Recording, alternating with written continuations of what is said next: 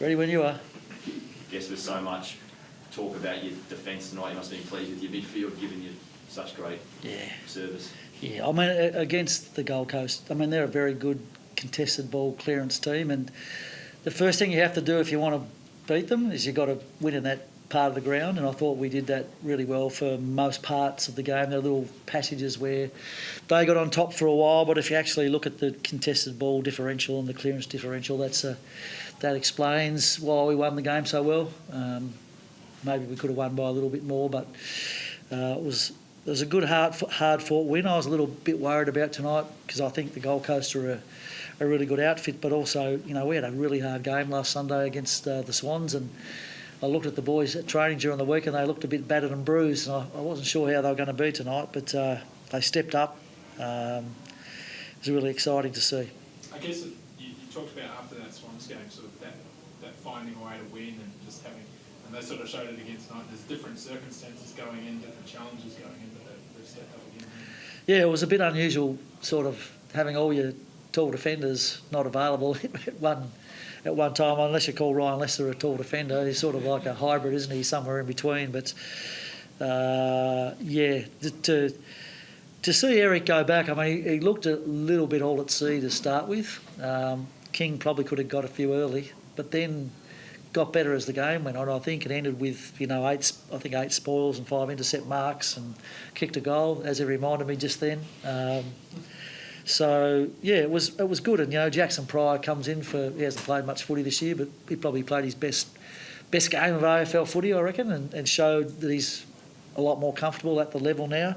So when you have some of those little, you know, crisis situations, they're actually good in a way because you learn a little bit more about your team, and I thought we got a few learnings tonight. We were a bit more flexible than I thought, so it's great. Has that been almost the story of the season? There was talk early with all the injuries early in the season, and you had to sort of learn this whole season. It feels like you're suddenly in second place, but it's been a much different journey to get to here, I suppose, since say last year. Yeah, it has been a bit, and it is exciting. Like our recruiters have done a great job over the last few years to put this group together, and we're just discovering now that when it's been tested for depth, there's a bit there. So. It is one of the great things that have come out of this season so far. I mean, there's a long way to go in this season. We haven't done anything yet, but we're giving ourselves a chance, which is, you know, probably after 7 rounds, it's looking a bit like it wasn't going to happen. So it's amazing what's been done over the last couple of months. Fags, I'd love to hear your thoughts on the Dunkley goal reversal. What did you make of how that unravelled? Well, I thought he kicked it.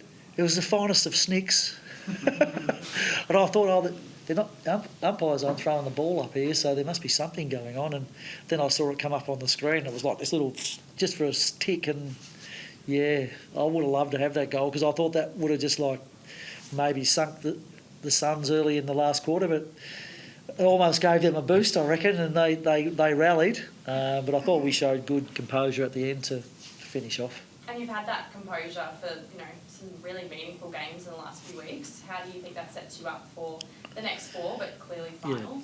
Well, look, we've had a lot of finals experience now, and all the stuff that you've seen over the last few weeks is as a result of all of those experiences, I think. And look, you don't get it right all the time. You don't always win the close ones. You know, you need a little bit of luck also, but I think we're a better team now in those scenarios, and we sort of know what to do.